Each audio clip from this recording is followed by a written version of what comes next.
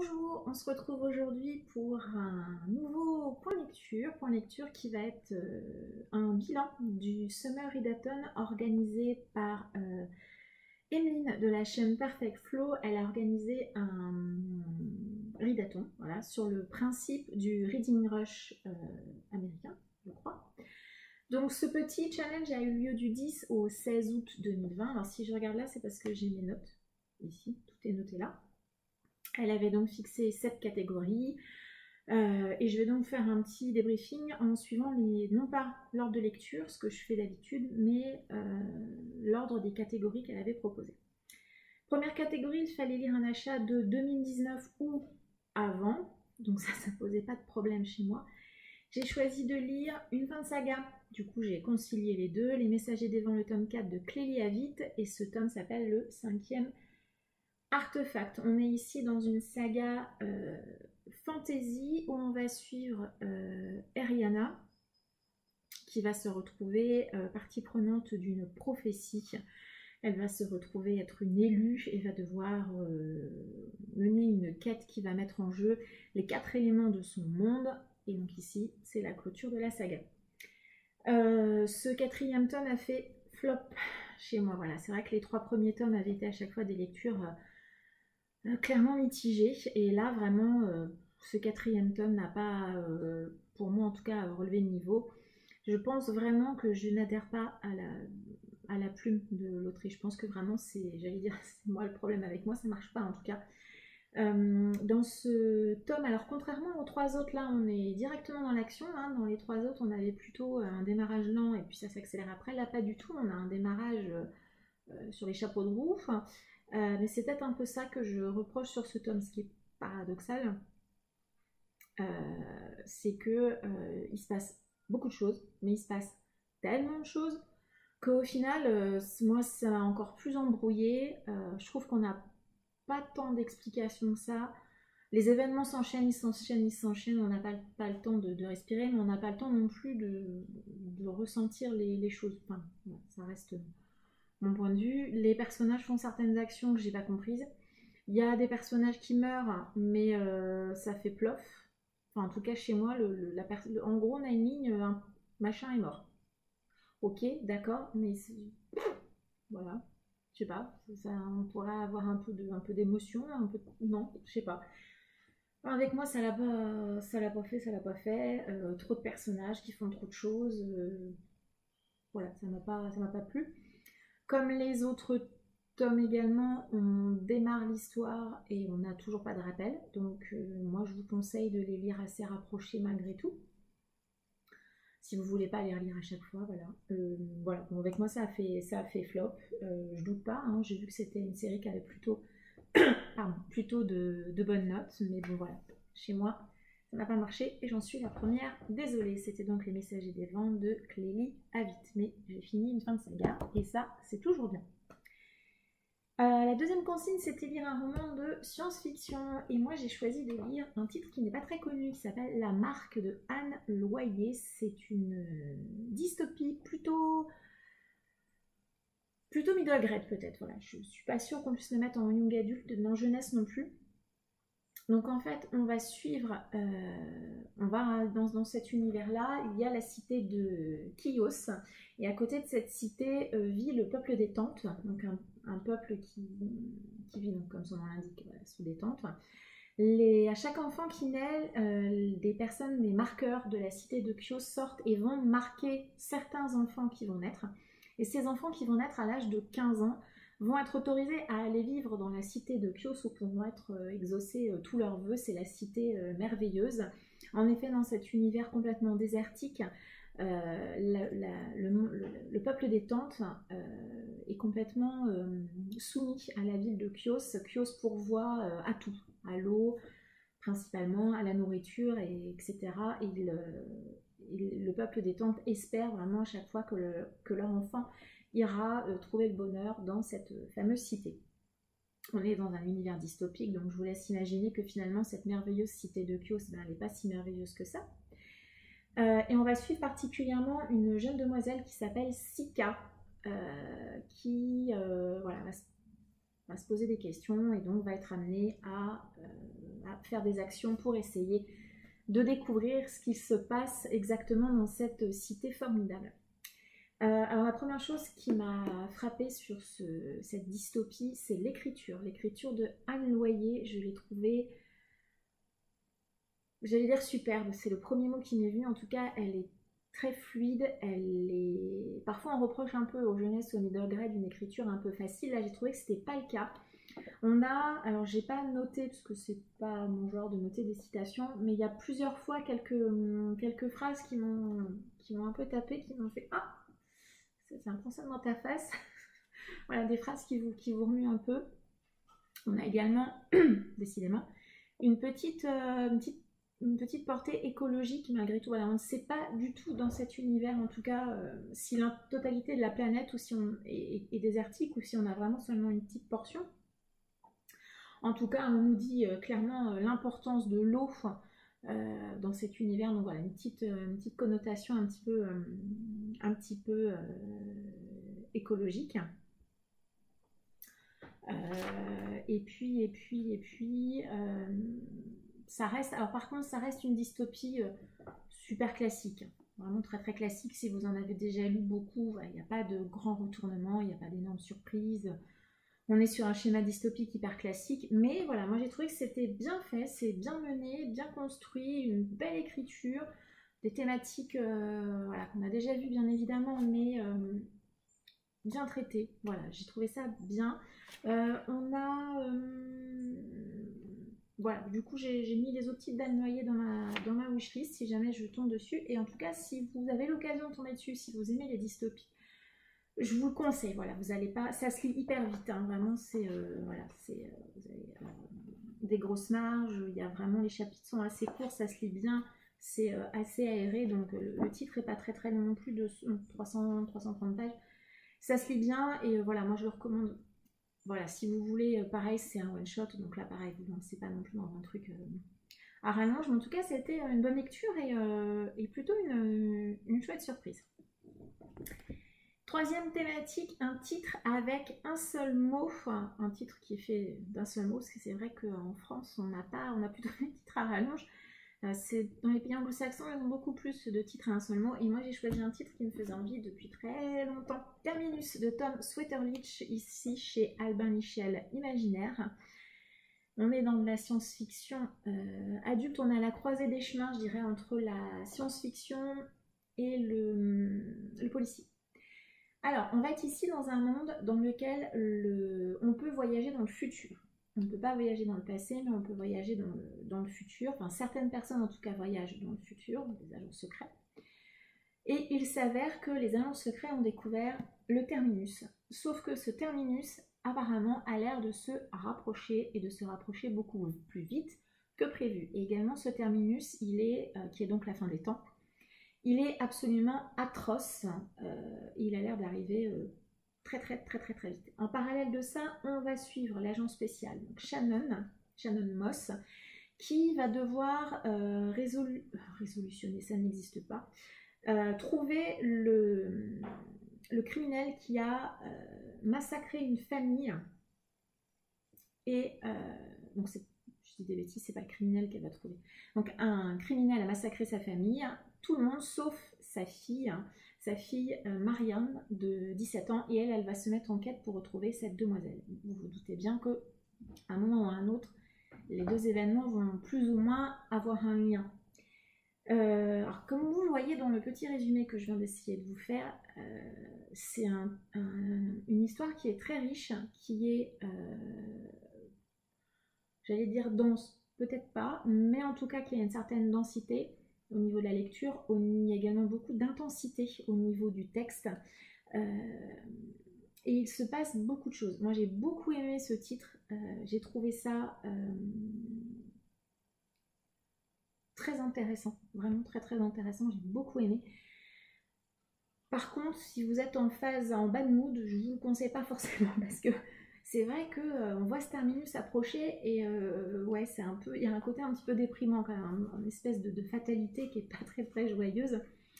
En plus, on va être dans la tête de cette héroïne, on est en point de vue interne, ça par contre c'est vrai que c'est très intéressant, mais elle se pose également beaucoup de questions, elle n'est pas non plus hyper joyeuse en permanence, donc voilà, elle a eu un certain nombre de choses qui lui sont arrivées, elle a également été confrontée au terminus, donc elle l'a vu, ça a de quoi bouleverser n'importe quel être humain, hein, donc ça peut tout à fait se comprendre. On est dans de la science-fiction, donc malgré tout, la fin, parce qu'on a quand même beaucoup d'explications, et c'est vrai que sur certaines... Alors, j'ai compris l'idée générale, hein, j'ai pas de souci avec ça. Il y a eu peut-être quelques explications par moment où j'ai peut-être un peu décroché, voilà, sur le côté un peu technique, scientifique, sinon voilà, la fin est tout à fait accessible et il n'y a pas de... Il n'y a pas de mauvaise compréhension possible, vous allez vraiment comprendre tout à fait ce qui se passe. Après, vraiment, techniquement, comment ça arrive, comment on arrive à ce point-là, moi, personnellement, je suis pas sûre d'avoir tout compris. En tout cas, ça va pas du tout gâcher la lecture. L'enquête, elle est super intéressante. C'est très, très bien mené. Également, très, très bien construit. L'écriture, elle est... moi, je l'ai trouvée vraiment accessible. Alors, quand je disais c'est dense, voilà. Hein, typiquement, on a pas tant que ça de dialogue. On a quand même des bons passages narratifs hein, qui arrivent. Voilà, on a de quoi lire, hein, clairement. Voilà. Mais moi, c'est resté une très bonne lecture. J'en garde un bon souvenir et je relirai. Alors, j'ai regardé, il n'y a rien d'autre apparemment qui est paru de cet auteur en France, mais je relirai. Donc, du tome Sweeterly, j'ai trouvé ça vraiment très très très bien. Donc, Terminus chez Albin Michel, Imaginaire. La quatrième consigne était de lire un graphique au soleil et moi j'ai choisi de lire... Alors, La couleur tombée du ciel de Gutanabe sur un texte à l'origine de Lovecraft. Donc là, c'est publié chez Kiyun dans leur collection Les chefs-d'œuvre de Lovecraft. On va s'arrêter 30 secondes sur ce très bel objet. On est sur de l'imitation faux cuir. C'est hyper fluffy. Voilà. Kiyun a lancé, je crois que c'est l'année dernière, une collection d'adaptations. Enfin, c'est Gutanabe à la base, au Japon, qui a fait ça. Et Kiyun a sorti plusieurs titres de Lovecraft illustrés par Gutanabe, notamment Les Montagnes Hallucinées, dont le premier tome avait été pour moi un énorme coup de cœur. Donc, toujours dans cette très jolie collection. Et donc là, on a La couleur tombée du ciel. Et l'autre, c'est Dans les abîmes du temps. Quelque chose comme ça. Et mi-septembre va sortir L'Appel de Cthulhu, toujours dans cette très jolie collection. Donc ici, pour ceux qui ne connaîtraient pas, donc on est dans l'adaptation de la nouvelle de Lovecraft. On va être ici aux États-Unis. Ouais, je dirais bien, on ne sait pas trop dans quel pays on est en fait. En tout cas, on va être avec un météorite qui va s'écraser dans le jardin d'une famille de paysans et cette météorite va disparaître. Au bout de quelques jours, elle va, c'est pas s'autodétruire, elle va vraiment rétrécir et disparaître. Et malheureusement, cette météorite va avoir un certain nombre de conséquences sur la famille complète et sur l'environnement là où elle s'est écrasée. On est chez Lovecraft, hein, donc on va être vraiment dans une ambiance, c'est glauque, c'est noir, c'est inquiétant, c'est glaçant, c'est tout ce qu'on veut. Alors moi déjà j'aime beaucoup le style de dessin de Gutanabe. Voilà. On a des doubles planches comme ça que je trouve très moi je les trouve sublimes. Je ne veux pas trop, ce serait dommage. On a des visages qui sont très européens. C'est vrai que voilà, vraiment je trouve un style de dessin qui pourrait se rapprocher du franco-belge. On a beaucoup de trames. Moi j'aime beaucoup ce style de dessin. C'est un peu noir, voilà. Et en plus on a donc l'adaptation de l'histoire de Lovecraft. Lovecraft, moi j'aime beaucoup ces histoires, moins le personnage bien évidemment, mais je suis assez sensible à ce qu'il écrit, à l'ambiance pesante, noire qui se dégage de ses textes. Et c'est vrai que je trouve que le combo texte de Lovecraft et le dessin de Gutanabe Moi je trouve que ça matche super bien, en tout cas avec moi ça le fait à chaque fois. J'ai tous les autres titres de cette collection, je vais me prendre l'appel de Cthulhu, ça c'est absolument certain. Et moi je trouve que cette collection est une vraie réussite. Celui-là spécialement je l'ai bien aimé, je l'ai moins aimé que les Montagnes Hallucinées, mais plus aimé que dans l'Abîme du Temps. Voilà, on est, à ce niveau-là on est entre les deux. C'est vrai que les Montagnes Hallucinées pour moi, surtout le tome 1 avait été un énorme coup de cœur. J'ai beaucoup aimé ce texte-là également. Et j'ai joué le jeu, je l'ai lu dehors sur la terrasse. Voilà. La 5e consigne, je ne l'ai pas complétée. Il s'agissait de réaliser une lecture dans une langue étrangère. Moi, je ne lis pas, en anglais, ni en espagnol, ni en aucune autre langue. Je n'ai pas complété cette catégorie-là. La 6e catégorie, il fallait lire un livre qu'on a acheté suite à l'avis d'une booktubeuse, blogueuse, bookstagrammeuse, bref, en gros, un titre qui vous a été recommandé. Et moi, j'ai choisi de lire Vers de lierre de Louise Lebar, édité chez Noir d'Absinthe, qui a été moult fois recommandé par Manon de la chaîne Vibration littéraire.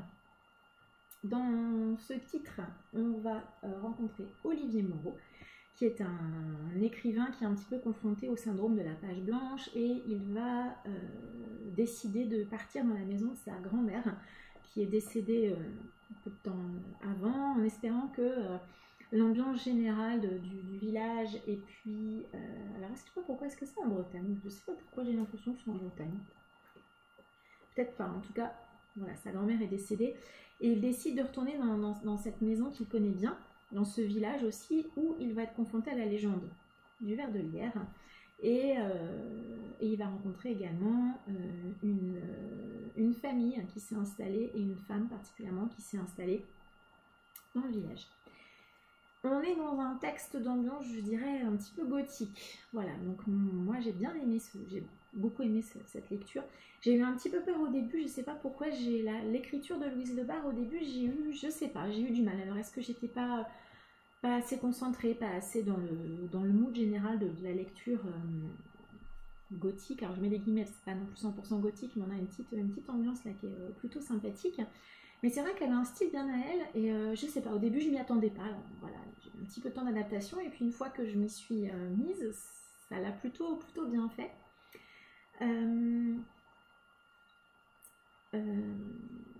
On a quelques thèmes qui sont abordés, qui sont intéressants. On a le féminisme, une petite touche de féministe, et puis l'importance de la nature. Alors on aurait presque pu s'attendre à quelque chose en lien avec les sorcières, mais on n'en est pas loin, mais c'est pas ça. Pas loin, mais c'est pas ça. Ouais, ça a été vraiment une bonne lecture, que ça soit même le personnage principal, Olivier Moreau, l'écrivain, j'ai bien aimé. J'ai bien aimé la construction, le journal, voilà, ça a été vraiment une bonne lecture. C'était mon premier livre de chez Noir d'Absinthe. En plus, on a voilà, des en-têtes de chapitres avec du lierre. Voilà. J'ai bien aimé aussi la légende, voilà, du ver de lierre. J'ai trouvé ça vraiment intéressant aussi, j'ai bien aimé. Et je serais pas contre un petit tome compagnon. Ouais, peut-être pas une suite, mais un tome compagnon dans le même univers où on retrouve certains des personnages. Alors je ne dirai pas qui parce que ça serait éminemment spoilant. Mais ouais, un tome compagnon, ça me marcherait bien. Donc c'était donc Vers de lierre de Louise Lebar chez Noir d'Absinthe, que je vous recommande également. En plus c'est une petite maison d'édition, donc voilà, n'hésitez pas. Et le 7e item, c'était lire 1500 pages, et j'ai également validé ce thème puisque j'en ai lu 1614, donc j'étais très très contente d'avoir réussi ce challenge. J'aime assez les challenges de manière générale, je participe pas à tout, mais à quelques-uns. Emeline avait également proposé un ridathon SFFF un petit peu plus tôt dans l'année, je crois que c'était mars ou avril, par là. Donc si elle refait, je reparticiperai. Et le Summer Ridathon, alors forcément pas le Summer Ridathon, l'été sera bientôt fini. Mais si elle refait un ridathon sur le même concept, et si je suis disponible, parce que là en l'occurrence j'étais en vacances à la maison, donc largement le temps de lire, mais voilà, c'est pas forcément toujours le cas tout au long de l'année. Mais voilà, je reparticiperai avec grand plaisir. Voilà, donc ben, en fait, en dehors des messagers des vents, les autres lectures, c'était plutôt des très bonnes lectures. Voilà, je vous remercie de m'avoir écouté. J'espère que vous avez découvert des titres. En tout cas, j'espère que cette vidéo vous a plu et je vous souhaite une agréable journée. Au revoir.